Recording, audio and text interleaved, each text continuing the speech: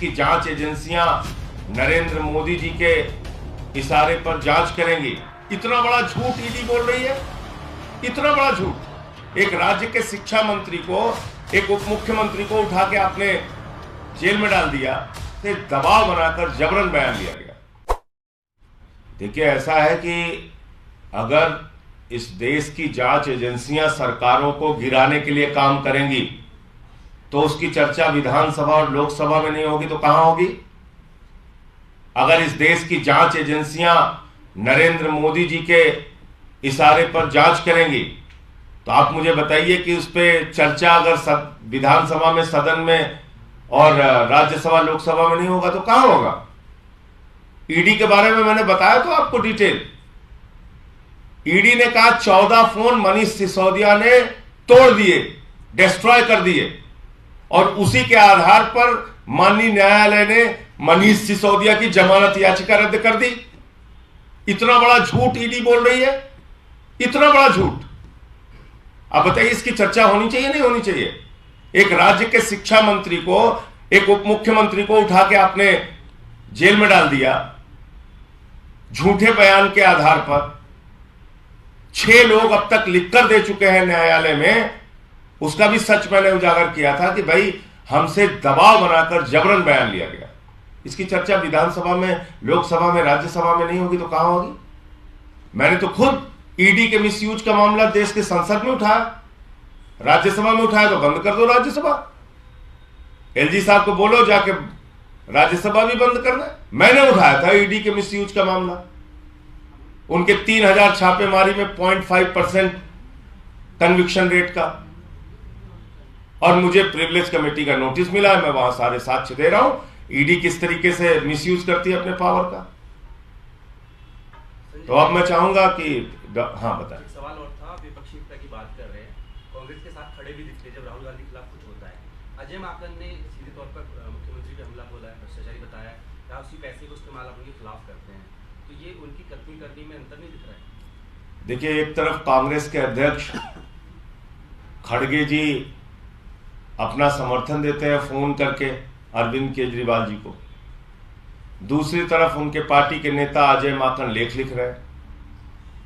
तो कांग्रेस पार्टी आपस में संवाद नहीं करती, या बातचीत नहीं करती, या इतनी कंफ्यूज है, या क्यों ये जानबूझ के कर रहे हैं? अजय माकन का बीजेपी से क्या रिश्ता है, बीजेपी से उनकी क्या साठगांठ हुई है, ये तो वही बता सकते हैं। जब उनकी पार्टी का राष्ट्रीय अध्यक्ष अरविंद केजरीवाल जी को समर्थन दे रहे हैं, तो वो अगर अरविंद केजरीवाल के खिलाफ लिख रहे हैं, आम आदमी पार्टी के खिलाफ लिख रहे हैं, तो निश्चित रूप से बीजेपी से कोई साठगांठ हुई होगी उनकी। एक छोटा सवाल और है, एक और सवाल है। मल्लिकार्जुन खड़गे ने पीएम मोदी को चिट्ठी लिखी है जातिगत जनगणना को लेकर। कल ही कर्नाटक में एक सभा में राहुल गांधी ने कहा कि 2011 में जो कास्ट सेंसस हुआ था उसके आंकड़े जारी किए जाए। देखिए, जाति जनगणना होनी चाहिए, पूरे देश में सारे विपक्षी पार्टियों की मांग है। बिहार में नीतीश जी और तेजस्वी जी मांग कर रहे हैं, स्टालिन जी तमिलनाडु में मांग कर रहे हैं, जाति जनगणना होनी चाहिए। उससे भाग क्यों रहे हैं लोग?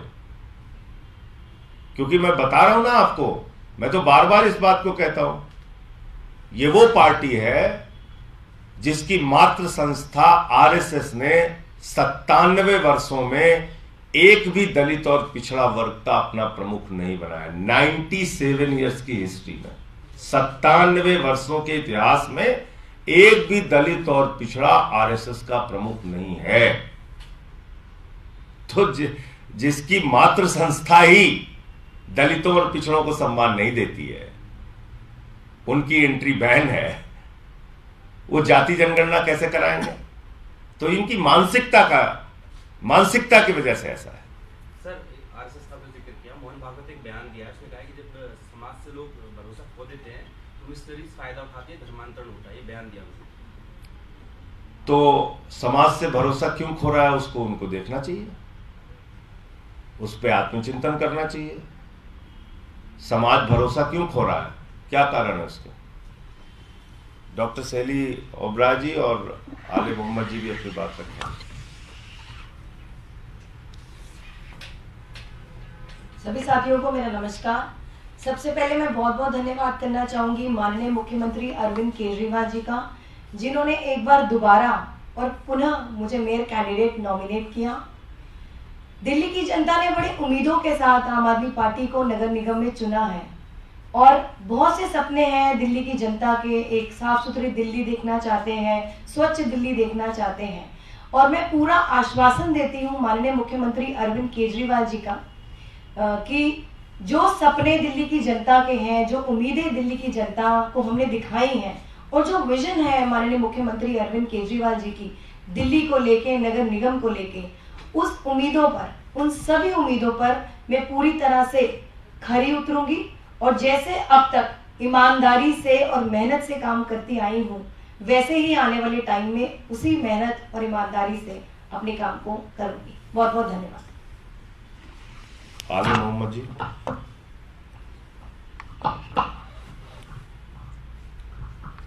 साथियों, सबसे पहले आप अपने दिल्ली के मुख्यमंत्री आदरणीय अरविंद केजरीवाल जी का दिल की गहराइयों से धन्यवाद करता हूं कि फिर से मुझको और शैली ओबराय जी को फिर से एक मौका दिया, दिल्ली नगर निगम का इस एक अहम जिम्मेदारी हमको दी। बड़े भाई और हमारे राज्यसभा सांसद संजय सिंह साहब का धन्यवाद। दिल्ली की जनता ने जो हमको एक मजबूत मैंडेट दिया है नगर निगम के अंदर, जैसे उसने दिल्ली सरकार के अंदर विधानसभा में दिया, ऐसे ही एमसीडी के अंदर हमको एक मजबूत मैंडेट दिया है। जो केजरीवाल साहब ने 10 गारंटीज हमको दी हैं, हमने उस तकरीबन इस 40 दिन के अंदर जो हमको मिले, लगभग 40 दिन, इसके अंदर उसको एक मजबूती के साथ एक रोड मैप तैयार करा है।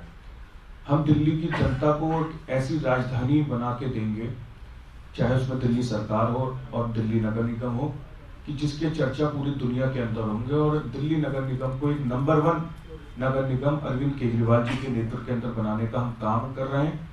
प्रयास के साथ साथ मजबूती के साथ हमने रोड मैप बनाया है। आने वाले पूरे 1 साल बाद हम आपके साथ इसी प्रेस कॉन्फ्रेंस में बैठ के दिल्ली की जनता को भी बताएंगे, आपको भी दिखाएंगे कि जो काम पिछले 15 साल नहीं हुए, वो आम आदमी पार्टी के अंदर अरविंद केजरीवाल जी के नेतृत्व के अंदर हम लोग एक साल के अंदर, आने वाले 1 साल के अंदर उन 10 गारंटीज को लेके गली गली कूचे कूचे दिल्ली के 250 वार्डों के अंदर काम करने की हम तैयारी कर रहे हैं। मैं इसी के साथ साथ अपनी पार्टी का और शीर्ष नेतृत्व का माननीय मुख्यमंत्री अरविंद केजरीवाल जी का दिल से धन्यवाद करता हूँ। धन्यवाद।